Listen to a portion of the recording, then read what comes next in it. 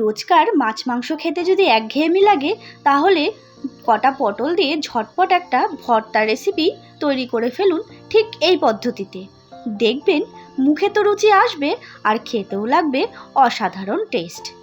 নমস্কার বন্ধুরা, কেমন আছেন আপনারা সবাই? মায়ের রান্না অ্যান্ড ব্লগ চ্যানেলের নতুন একটি ব্লগে আপনাদের সবাইকে জানাই অনেক স্বাগত। আমি আজকে শেয়ার করব রুই পটল ভর্তার রেসিপি। তো বন্ধুরা, ঠিকই শুনেছেন, রুই মাছ দিয়েও কীভাবে পটল ভর্তা তৈরি করা যায় সেটাই আজকে শেয়ার করব। তার জন্য কি করতে হবে, ভিডিওটা স্কিপ না করে ফুল ভিডিও কিন্তু দেখতে হবে কিভাবে আমি এই রেসিপিটি তৈরি করি। এই রকম একটি রেসিপি থাকলে কথা দিচ্ছি এক থালা ভাত নিমিষেই কিন্তু শেষ হয়ে যাবে।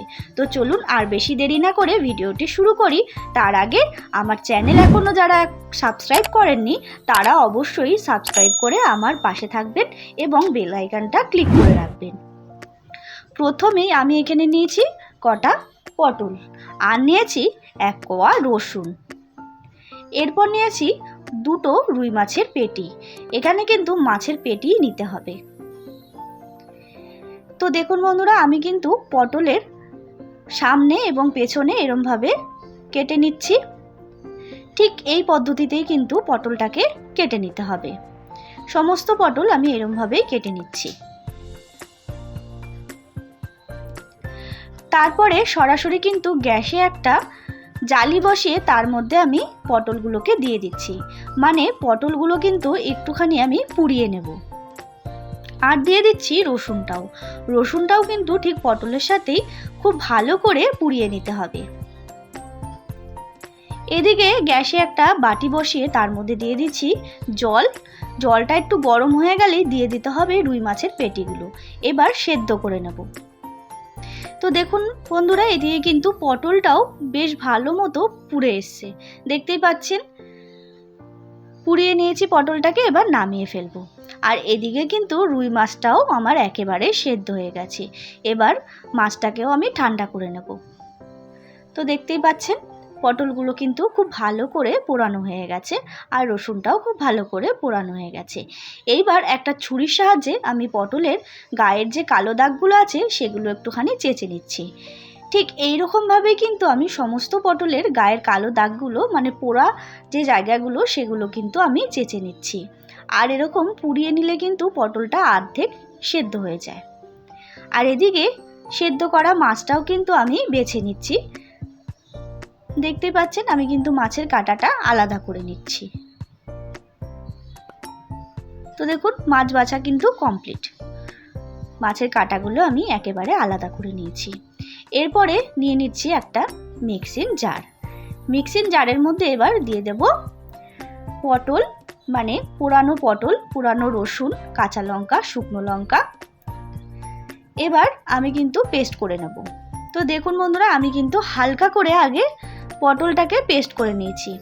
এইবার দিয়ে দিচ্ছি সেদ্ধ করে রাখা রুই মাছগুলো দিয়েও কিন্তু আমি খুব ভালো করে আবারও পেস্ট করে নেব। তো দেখুন বন্ধুরা, রুই মাছ এবং পটল কিন্তু খুব ভালো করে আমি এখানে পেস্ট করে নিয়েছি। তারপরে সরাসরি আমি গ্যাসে একটি ফ্রাই প্যান বসিয়ে তার মধ্যে দিয়ে দিলাম সর্ষের তেল। আর যে কোনো ভর্তা কিন্তু সর্ষের তেলে করলেই বেশি ভালো লাগে। তারপর তেলটা গরম হয়ে আসলে দিয়ে দিতে হবে ফোড়নের জন্য কালো জিরে, আর দিয়ে দিচ্ছি শুকনো লঙ্কা। একটু চড়বড় করে আসলে দিয়ে দিতে হবে একটা পেঁয়াজ কুচি। আমি এখানে একটা বড় সাইজের পেঁয়াজ কুচি ব্যবহার করেছি। পেঁয়াজটা ভেজে নিয়েছি, দেখতেই পাচ্ছেন। পেঁয়াজটা হালকা লাল লাল হয়ে আসলে দিয়ে দিতে হবে রুই এবং পটলের পেস্টটা। এরপর দিয়ে দিচ্ছি পরিমাণ মতো হলুদ গুঁড়ো এবং পরিমাণ মতো লবণ।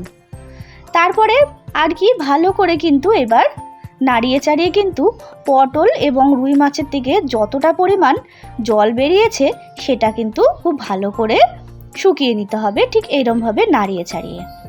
তো দেখতেই পাচ্ছেন আমি কিন্তু খুব ভালো করে রান্না করে নিচ্ছি। তো দেখতেই পাচ্ছেন বন্ধুরা, কিছুক্ষণ পর ফিরে আসলাম। পটল এবং রুই মাছ থেকে যতটা পরিমাণ জল বেরিয়েছে ততটা কিন্তু বেশ শুকিয়ে এসছে। আমি আবারও একটুখানি শুকিয়ে নেব। তো দেখুন বন্ধুরা, এদিকে কিন্তু একেবারে রেডি হয়ে গেছে। দেখতেই পাচ্ছেন কড়াইয়ের গা থেকে যখনই উঠে আসবে তখনই ভাববেন এই ভর্তা কিন্তু রেডি হয়ে গেছে। তো চলুন সার্ভ করে দিচ্ছি গরম গরম ভাতের সাথে এইরকম রুই পটল ভর্তার রেসিপি। তো বন্ধুরা, একবার এই পদ্ধতিতে রুই পটল ভর্তার রেসিপি তৈরি করে খেয়ে দেখবেন, অসাধারণ লাগবে কথা দিচ্ছি। আর আমার এই রেসিপিটা কেমন লাগলো অবশ্যই কমেন্ট করে জানাবেন, এবং ভালো লাগলে অবশ্যই একটা লাইক করবেন, শেয়ার করবেন এবং চ্যানেলটাকে সাবস্ক্রাইব করতে একদম ভুলবেন না। দেখা হবে নতুন একটি রেসিপির সাথে নতুন কোনো ব্লগে। ততক্ষণের জন্য ভালো থাকবেন, সুস্থ থাকবেন এবং নিজের শরীরের খেয়াল রাখবেন। ধন্যবাদ।